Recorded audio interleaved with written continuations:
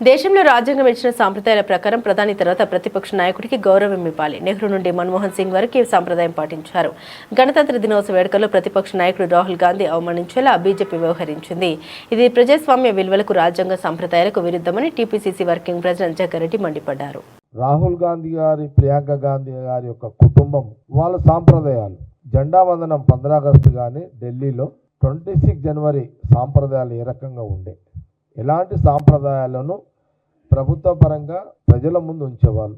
ప్రధానమంత్రి గారు జెండా వందన కార్యక్రమం చేస్తే ఢిల్లీలో అక్కడ కొన్ని సాంప్రదాయాలు ఏంటంటే, ఈ దేశానికి ప్రధానమంత్రి హోదాలో ఎవరైతే ఉంటారో ఫస్ట్ అతనే సిటిజన్, తర్వాత ప్రజలు ఒక 2 రకాల నిర్ణయాలు, ఒకటేమో అధికారము, ఒకటేమో ప్రతిపక్షము.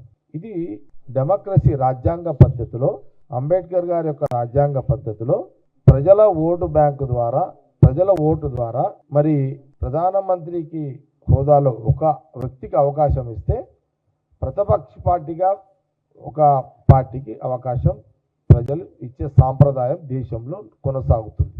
అయితే ఆ రోజులలో జవహర్లాల్ నెహ్రూ, ఇందిరాగాంధీ గారితో పాటు మొన్నటి వరకు యూపీఏ గవర్నమెంట్లో రాజీవ్ గాంధీ గారు కానీ, తర్వాత సోనియా గాంధీ యూపీఏ చైర్మన్గా, మన్మోహన్ సింగ్ గారు ప్రధానమంత్రిగా కూడా జెండా వంద కార్యక్రమాన్ని ప్రధానమంత్రి గారు చేస్తుంటే ప్రతిపక్ష నాయకుడు ముందు లైన్లో కూర్చునే పెట్టేవాడు, ఫస్ట్ లైన్లో కూర్చొని పెడతారు. అది మర్యాద, అది రాజ్యాంగం ఇచ్చిన మర్యాద, ప్రజలు ఇచ్చిన మర్యాద, అది హక్కు, దేశ ప్రజలు ఇచ్చిన హక్కు. అది మొన్న జరిగిన ఎన్నికల్లో ప్రధానమంత్రిగా మోడీ గారికి అవకాశం ఇచ్చారు.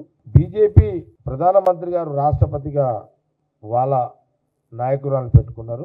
దేశ ప్రజలు ప్రతిపక్ష నాయకుడిగా రాహుల్ గాంధీ గారికి అవకాశం ఇచ్చారు. ఈ దేశానికి ప్రధానమంత్రి తర్వాత మోడీ గారు, తర్వాత ప్రతిపక్ష నాయకుడే ఈ దేశ ప్రజలు ఇచ్చిన ఒక అవకాశం, అదొక నిర్ణయం.